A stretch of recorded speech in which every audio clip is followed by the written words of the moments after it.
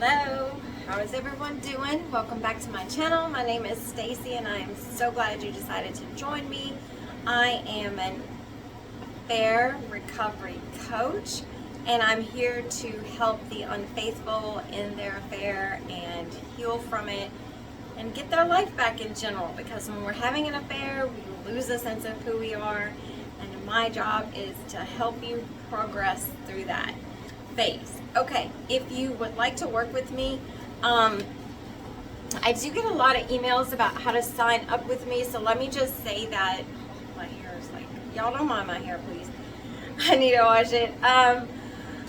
Check the description box below and you will find a link to my calendar. You will find my email address and all of that information on how you can work with me one-on-one.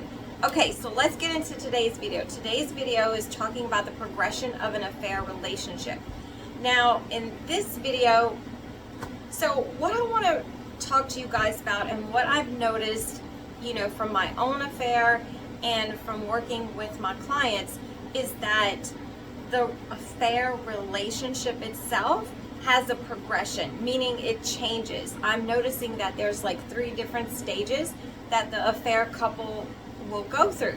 So I want to talk to you guys about those, so maybe you can, say, hey, I'm in this stage or I'm in that stage, and just get a little bit, more clarity of why you may feel this way.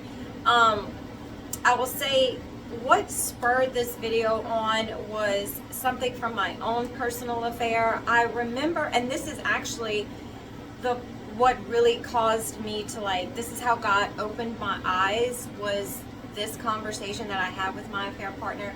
Was we were on the phone, it was in the evening, and he was upset, but he was like, I'm upset because when we first started the relationship I still loved my wife, but I wasn't in love with her, and I didn't really think that we really had a future, him talking about him and his wife, because they had been separating and stuff, but I still cared for her, I still loved her, so now at this point I don't feel that way about her at all, and I'm really in love and drawn to you, and I just want to be with you now. And it's really confusing me as what's going on? How did this happen? And it's, it was scary for him because I guess his sense of stability or whatever he was thinking was like, wait a minute, this affair has taken me, out of my comfort zone, or I didn't think this would happen, or, with my affair partner, he had, I don't know if he had multiple affairs, like, hey, I love you, but I know he would sleep around, in other words. I knew he did that with his wife, so I don't know if he got too emotionally involved with me or what, but it spurred me to thinking, what's going on? There's a progression, because I remember feeling the same way. I remember feeling I love my husband, I'm not in love with him, and I'm really angry with him. But toward the end of the affair, I hated him, literally hated him. Now, he didn't say he hated his wife. He just said that, he no longer had feelings for her. But for me, I hated my husband. And I know that's terrible, but that's just how I felt. So let's start with the progression, okay? So the first stage is, that's when you start off with, I love my spouse, but I'm not in love with them, okay? So the way you got to that point in your marriage is really a slow progress. And what happened, what you're actually saying is, I no longer feel connected emotionally to my husband. And what happens with that is, when the power struggle stage of a relationship, which every relationship goes through, I'm sure you guys have heard me talk about this, when that stage sets in, then the reward center of our brain no longer sees our husband as a source of happiness. So they start to become a negative, especially if you are arguing all the time and you just cannot seem to get on the same page, and the lack of spending time together, that kind of thing. That's how you got to that place where you're saying, I love them, but I'm not in love with them. So there's an emotional disconnect there. And it's, your brain is no longer seeing your spouse as a place of happiness.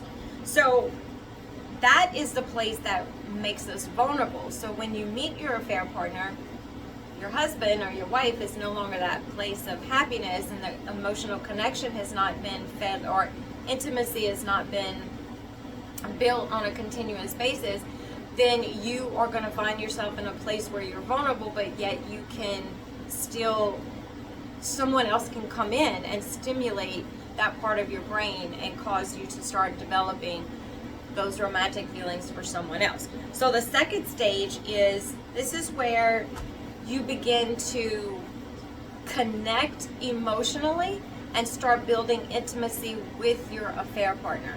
Meaning you guys are there for each other, you're sharing, more personal details, it may have progressed to sex. It doesn't have to always progress to sex to get to this place with your affair partner, but you're just getting closer. The relationship is building, you're sharing stuff, you're starting to feel like you're friends and all of that, okay? So while you are developing this romantic relationship with your affair partner, you're beginning to villainize your spouse even more. It's like, oh wow, because now someone new has came on the scene, and there's a way to compare. So, oh wow, this person makes me happy. They do this for me. You don't do this for me. It could be, hey, you don't bring me coffee in the morning, and this person meets them at work and brings them coffee. Or they're a coworker and they're always bringing, hey, good morning, here's some coffee. I thought you might like it. So the comparison starts to set in, and when that starts to set in, you get more angry at your spouse for the lack of what they have not done to you. So it's like, okay, you're really a villain. And it can be really small things. It doesn't have to be this, your spouse is abusive or anything like that. It doesn't have to be that. It could just be neglect to the relationship, and now they're becoming a huge villain because a hero has stepped in. So spouse, villain, affair partner, hero, and it doesn't work. They clash together. So that's the third. So if you start villainizing your husband, know that you are progressing. And what that progression is just saying is that I'm getting closer to my affair partner and further away from my family. So my heart is attaching more, and it's going to be more to my affair partner. It's going to be harder to walk away the closer I get to my affair partner. You will also start to rewrite history. Your mind will start to see things differently about you and your spouse. Well, maybe I really didn't love them. Maybe we never had that connection. That's what your mind will start playing tricks on you as you begin to grow closer to your affair partner. And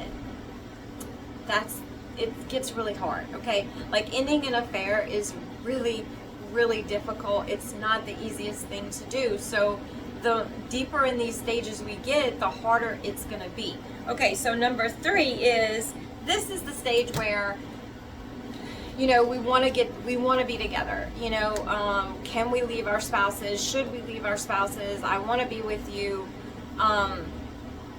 And I just wish you might find yourself saying, I just wish my spouse would find someone else. If they found someone else, I would be let off the hook. This would be great, because now I could be with my affair partner. And that's the place where you completely shut off your heart to your spouse and is ready to move on. Meaning you've gotten over that relationship, your marriage, and now you are ready to move on with something new.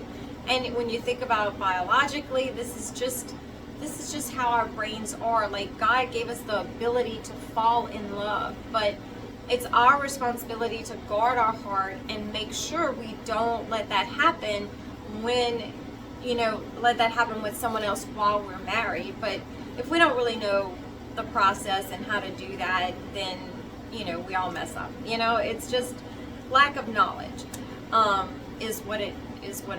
But it's not an excuse. Anyways, so that's the video. It's been a while since I made videos, guys. But that's the progression of an affair. And if you find yourself in these stages, get help. Get help to get out. That's what I'm here for.